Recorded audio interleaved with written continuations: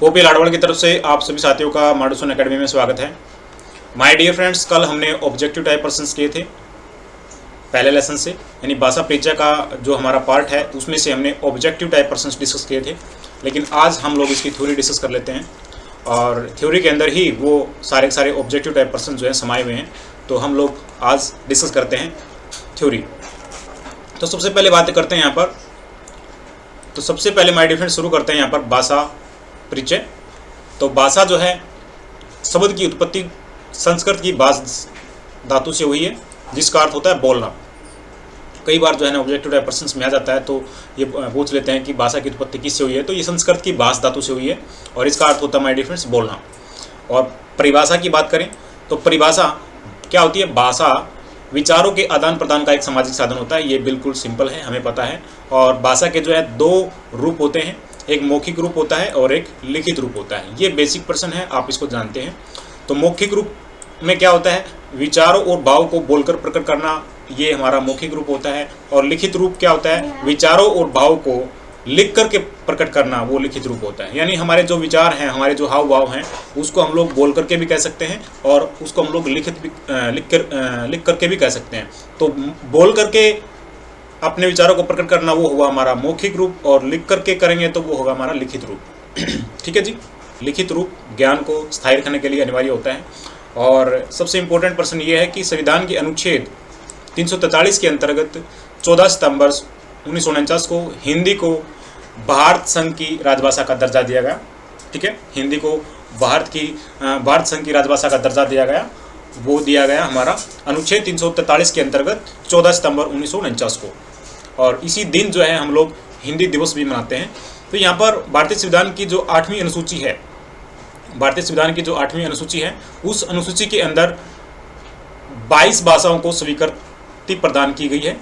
यानी भारतीय संविधान की जो हमारी 8वीं अनुसूची है उसके अंदर 22 भाषाओं को स्वीकृति प्रदान की गई है। और इसके अंदर जो शामिल हैं भाषाएं वो हमारी हिंदी है, संस्कृत है, पंजाबी है, गुजराती है, मराठी है, उर्दू, उड़ीसा नहीं बोलते, इसको बोलते हैं हम लोग ओडिया, और आसमिया, बांग्ला, मणिपुरी, कोंकणी, नेपाली, सिंधी, कश्मीरी, तमिल, तेलुगु, कन्नड़, मलयालम, बोडो, डोगरी, मैथिली और संथाली।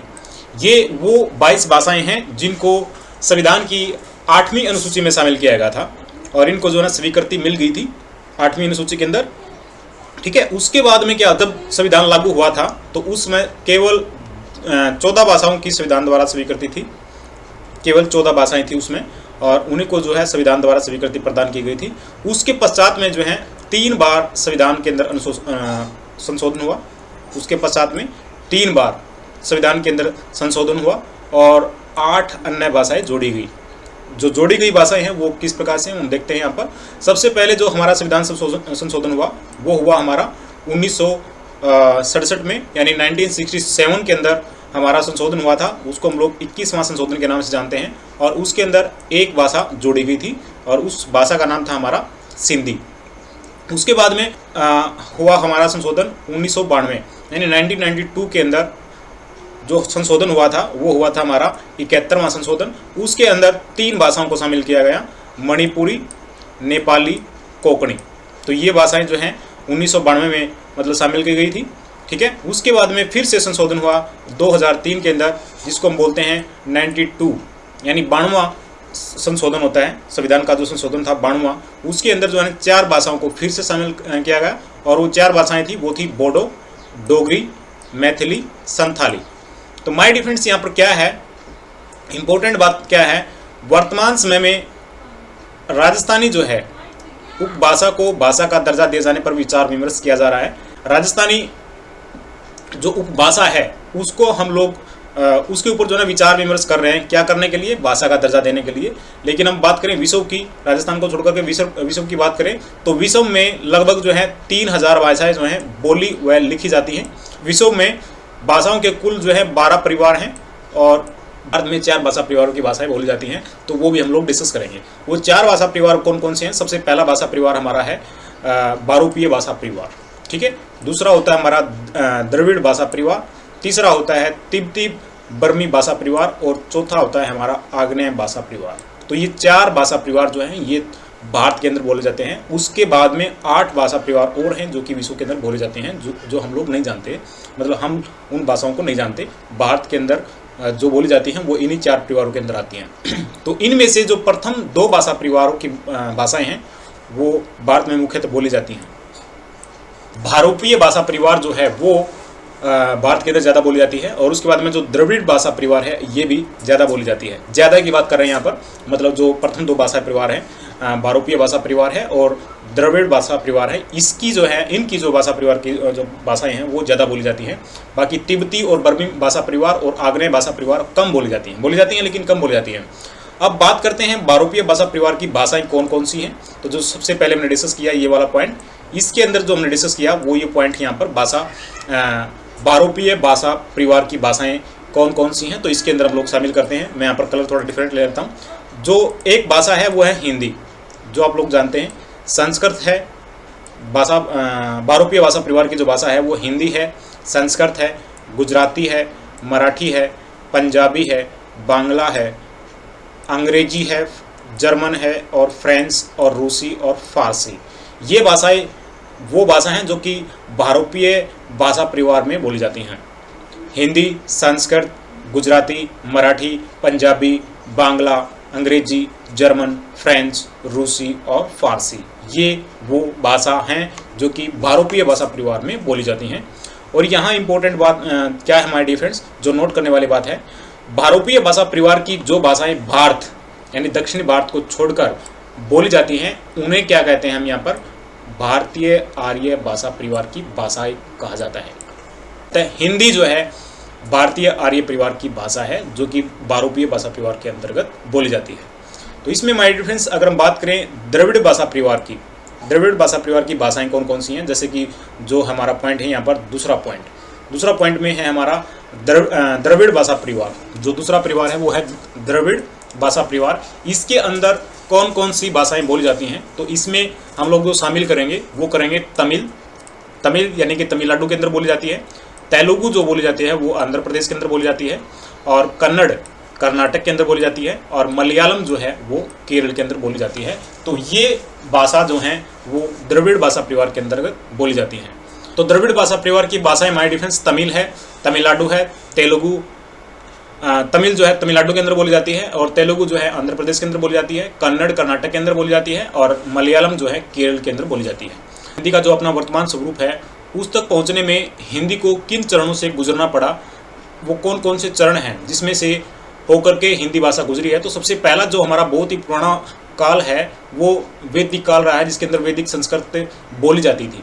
ठीक है, सबसे पहले जो है वैदिक संस्कृत बोली जाती थी। उसके बाद में हम लौकिक संस्कृत के अंदर आ गए, लौकिक संस्कृत बोलना शुरू कर दिया। लौकिक संस्कृत से फिर पाली के अंदर आए, पाली से फिर प्राकृत हुए, प्राकृत से फिर जो ना अपभ्रंश हुआ, और फिर हिंदी अन्य आधुनिक भाषाएं बोली जा रही हैं।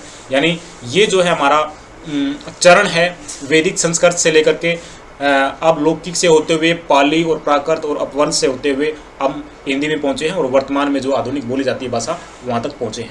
वो राज्य या फिर वो केंद्र शासित प्रदेश कौन से हैं जिनमें हिंदी भाषा जो है राजभाषा के रूप में बोली जाती है। तो सबसे पहला हमारा हिमाचल प्रदेश जो है वो ऐसा राज्य है जिसमें हिंदी जो है राजभाषा के रूप में बोली जाती है। हरियाणा भी ऐसा ही राज्य है जिसमें हिंदी राजभाषा के रूप में बोली जाती है। उत्तर प्रदेश है, उत्तराखंड है, और बिहार भी, झारखंड, मध्य प्रदेश, छत्तीसगढ़, राजस्थान, दिल्ली, चंडीगढ़ और अंडमान निकोबार के अंदर जो है हम हिंदी को राजभाषा के रूप में बोलते हैं। ठीक है, इन 3 राज्यों में हिंदी द्वितीय भाषा के पद पर प्रतिष्ठित है। यानी यहाँ पर जो 3 राज्य ऐसे राज्य हैं हमारे जहाँ पर हिंदी भाषा को द्वितीय भाषा के रूप में हम लोग बोलते हैं, तो वो मैं यहाँ पर ग्रीन लाइन के अंदर मार्क कर देता हूँ। तो वो 3 राज्य कौन से हैं जिनमें हिंदी जो है द्वितीय भाषा के रूप में बोली जाती है, यानी हिंदी को यहाँ पर द्वितीय पद प्राप्त है,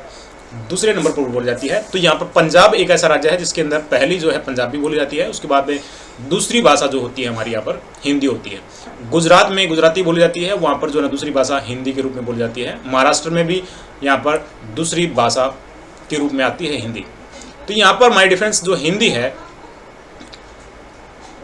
कई राज्य ऐसे हैं जहाँ पर मतलब प्रथम भाषा के रूप में है, जैसे कि यहाँ पर हिमाचल प्रदेश है, हरियाणा है, उत्तर प्रदेश, उत्तराखंड, बिहार, झारखंड, मध्य प्रदेश, छत्तीसगढ़, राजस्थान, दिल्ली, चंडीगढ़, अंडमान निकोबार। यहाँ पर तो इसको राजभाषा के रूप में मान्यता मिली हुई है हिंदी को, लेकिन 3 राज्य ऐसे हैं जैसे कि पंजाब, गुजरात और महाराष्ट्र, यहाँ पर द्वितीय भाषा के रूप में बोली जाती है। तो यहाँ पर इंपॉर्टेंट पॉइंट माय डिफरेंस यहाँ पर मैं कर लेता हूँ एक छोटा सा पॉइंट, बोली के रूप में जो बोली होती है वो क्या होती है। बोली माय डिफरेंस एक छोटे से क्षेत्र में बोले जाने वाले भाषा के स्थानीय रूप को हम बोली कहते हैं, यानी बोली से रिलेटेड भी पर्सन कई बार आ जाता है।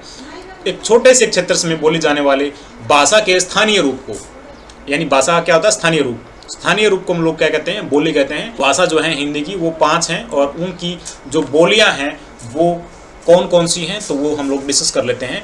हिंदी की 5 उपभाषाएं हैं। यहाँ पर उपभाषा जो है यहाँ पर ये है उपभाषा, और इसके अंदर हम लोग 5 शामिल करते हैं अलग अलग, जैसे कि पश्चिमी हिंदी के रूप में भी बोलते हैं, पूर्वी हिंदी भी है, राजस्थानी भी है, पहाड़ी भी है और बिहारी भी है। तो यहाँ पर 5 जो है हमारी उपभाषाएं हैं और इन उपभाषाओं के अंतर्गत कौन कौन सी बोलियां आती हैं तो वो हम लोग यहाँ पर याद करेंगे, क्योंकि ये इंपॉर्टेंट पॉइंट है। इन 5 प्रश्नों में से भी काफ़ी बार प्रश्न आते हैं और हमने अभी कल जो है ऑब्जेक्टिव टाइप से हमने प्रश्न डिस्कस किया था, तो वो प्रश्न इन्हीं से रिलेटेड था। तो पश्चिमी हिंदी के अंदर जो है हमारी जो पश्चिमी हिंदी जो है उपभाषा जो है उसके अंदर कौन कौन सी बोलियां आती हैं, तो बोलियों में आता है हमारी पश्चिमी हिंदी के अंदर, जैसे खड़ी बोली होता है, खड़ी बोली को हम लोग कोरवी भी बोलते हैं, ठीक है। एक होता है हमारा ब्रज भाषा होती है, ब्रज भाषा जैसे कि हरियाणवी, ठीक है, हरियाणवी भी अपने आप में क्या होता है कि ब्रज भाषा ही होती है, ठीक है। बांगरू बोलते हैं, एक बुंदेली होता है, एक कनौजी होता है। मैंने इसको जो शॉर्ट में याद किया था पश्चिमी हिंदी के रूप में, तो मैं इसको बोलता था बर बाबू। बर बाबू, बर जैसे कि बर्द से मैंने लिया बर, और बाबू से लिया मैंने, बा से लिया मैंने बांगरू, और बू से लिया बुंदेली, ठीक है। और इसके अंदर मैंने एक और अक्षर लिया था कैक है, यानी कैक है अपने को याद करने, यानी कै के रूप में कनौजी लेना है और एक खै के रूप में लेना खड़ी बोली, और उसके बाद में बरबाबू। बरबाबू का मतलब होता है बर्ज, पहला बर्ज जो है ना उसके अंदर बर्ज है, और बा में बांगरू है और बू में बुंदेली है। तो बरबाबू और कैक है जो है ना, इसके याद करने की एक ट्रिक है, पश्चिमी हिंदी को याद करने की एक ट्रिक है, कैक है बरबाबू। तो उसके बाद में जो पूर्वी हिंदी है, पूर्वी हिंदी जो है, पूर्वी हिंदी के अंदर कौन कौन सी बोलियां आती हैं, तो इसको मैं बोलता हूँ अबच। अबच बोलता हूँ ए ब छ, यानी ए में मैं शामिल करता हूँ अवधि। पूर्वी हिंदी के अंदर अवधि आता है, बंगेली आता है, छत्तीसगढ़ी आता है, और इसको मैं बोलता हूँ यहाँ पर अबच। अबच बोले तो यहाँ पर ए से बनता है हमारा अवधि, और बै से बनता है बंगेली, और 6 से छत्तीसगढ़ी। तो इस प्रकार से यहाँ पर पूर्वी हिंदी के अंदर 3 भाषाएं आती हैं। ये हमें कई बार जो है ना ऑब्जेक्टिव टाइप प्रश्न के अंदर पूछ लेता है कि इसके अंदर कौन कौन सी बोली आती हैं और कौन सी नहीं आती। तो ये इंपॉर्टेंट पॉइंट है बोली को लेकर के।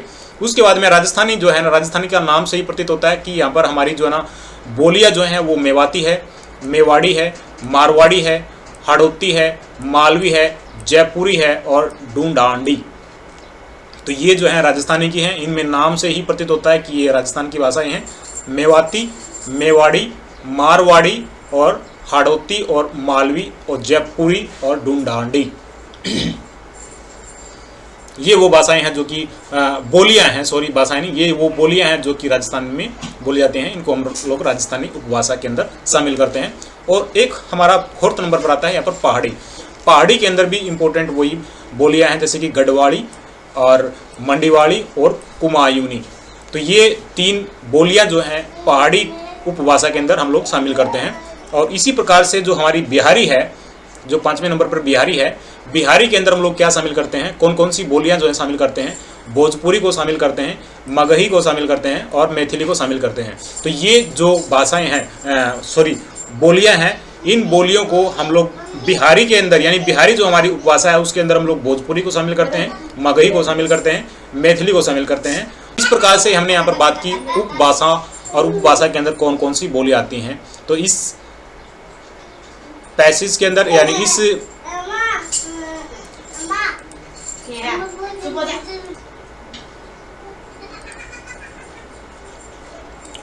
तो यहाँ पर माय डिफरेंस हमने बात की है यहाँ पर उपभाषा के अंदर कौन कौन सी बोली आती हैं और भाषा, पहली भाषा कौन सी है, द्वितीय भाषा कौन सी है, उपभाषा कौन सी है और उपभाषा के अंदर कौन कौन सी बोली आती हैं, ये हमने डिस्कस किया है अभी तक।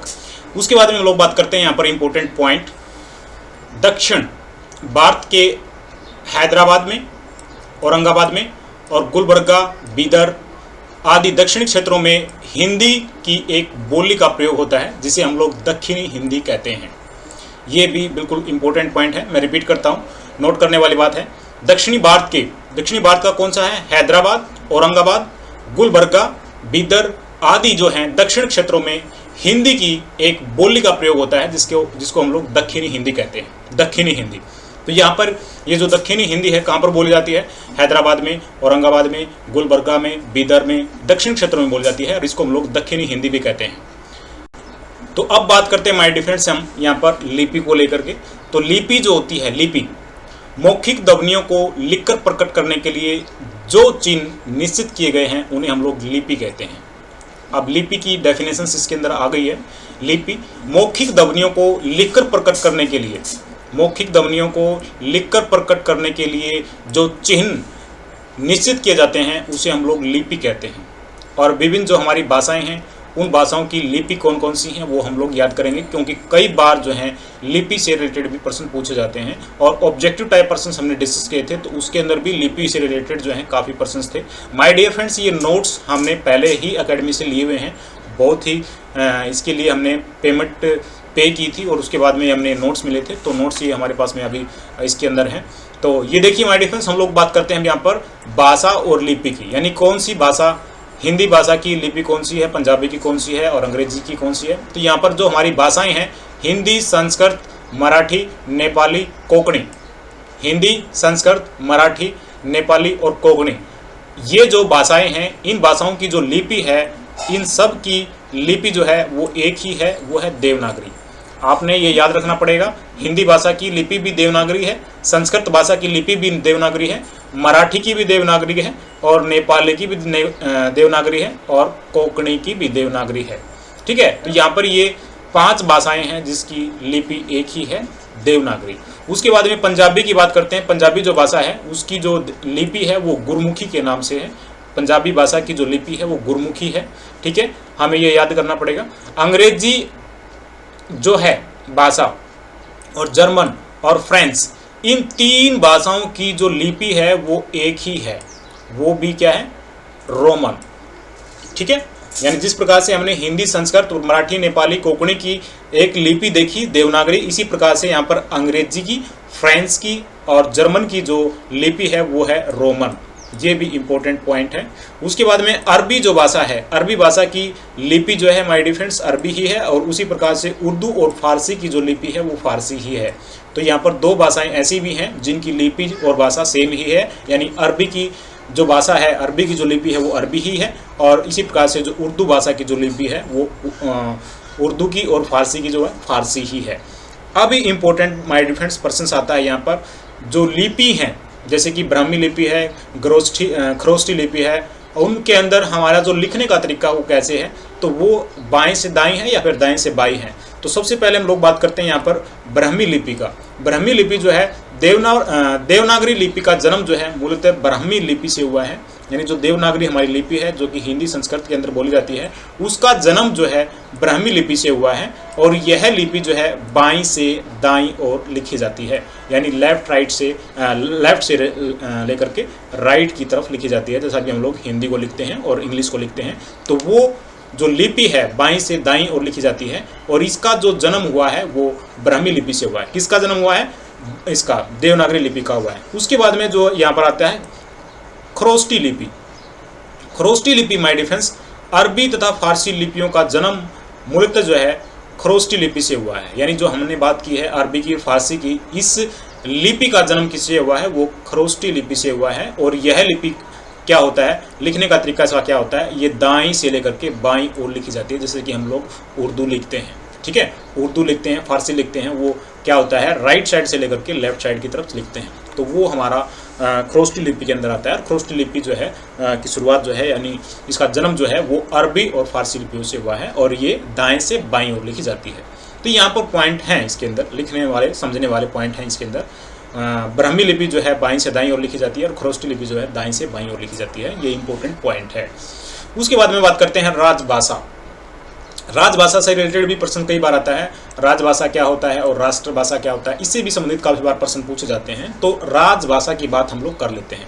राजभाषा में राजकार्य होते हैं, मतलब जिस भाषा के अंदर राजकार्य होते हैं उसे हम लोग क्या कहते हैं, राजभाषा कहते हैं। तो भारत की राजभाषा हिंदी है, क्योंकि जो जितने भी राज्य से संबंधित कार्य होते हैं वो सारे सारे राजभाषा के अंदर ही नोट होते हैं। ठीक है, जिस भाषा में राजकार्य होते हैं उसे राजभाषा कहते हैं, और भारत की राजभाषा क्या है, हमारी हिंदी है। तो ये पॉइंट यहाँ पर हमने नोट कर दिया। ठीक है, उसके बाद में राष्ट्रभाषा की बात करते हैं। राष्ट्रभाषा जिस भाषा को किसी राष्ट्र के अधिकतर लोग बोलते हैं और समझते हैं, जिस भाषा को किसी राष्ट्र के अधिकतर लोग बोलते हैं और समझते हैं, तथा जिस भाषा में राष्ट्र के लोगों को एकता के सूत्र में पिरोने की अक्षमता होती है, उसे राष्ट्रभाषा कहते हैं। और भारत की राष्ट्रभाषा जो है वो हिंदी है। तो यहाँ पर राजभाषा और राष्ट्रभाषा जो है एक दूसरे से मिलती जुलती हैं। देखिए दोबारा से देखिए, राजभाषा के अंदर क्या होता है, जो जिस भाषा में राजकार्य किए जाते हैं उसे हम लोग राजभाषा कहते हैं।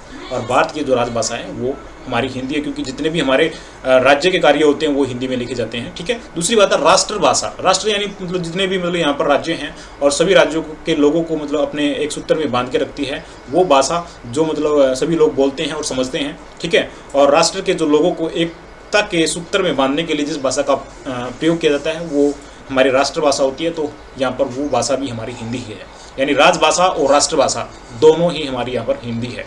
तो उसके बाद में आता है यहाँ पर संपर्क भाषा।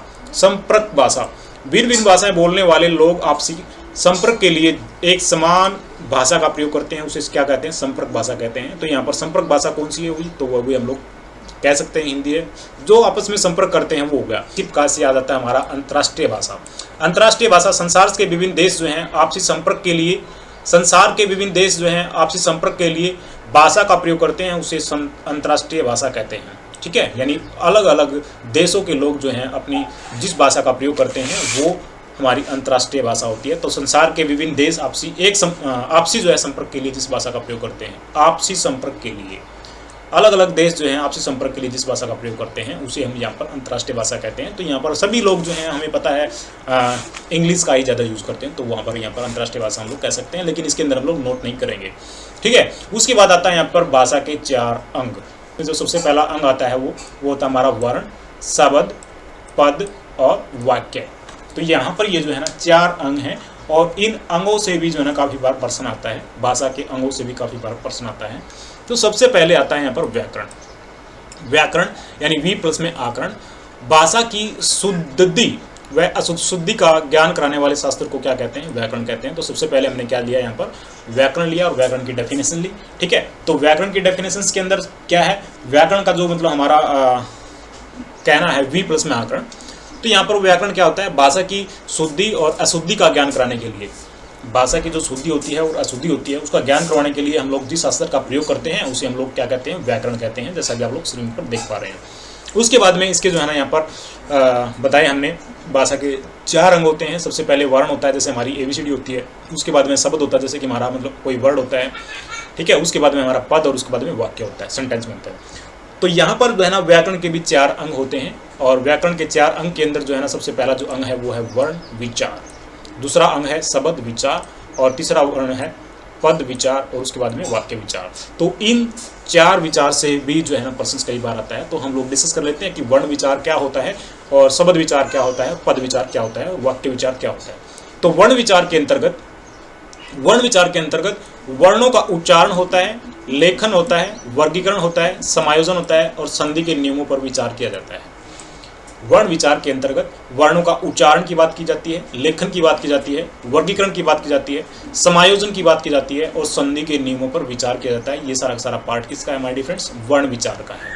ठीक है, वर्ण विचार। उसके बाद में आता है शब्द विचार। शब्द विचार के अंतर्गत शब्द के भेद आते हैं, उत्पत्ति आते हैं, यानी और व्युत्पत्ति, उत्पत्ति आदि से संबंध जो है ना नियमों पर विचार किया जाता है।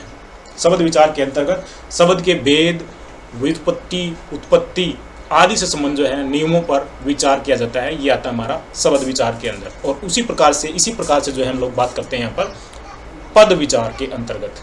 तो पद विचार के अंतर्गत पद के भेद आते हैं, रूपांतरण आता है, रूपांतरण संबंधी नियमों पर विचार किया जाता है।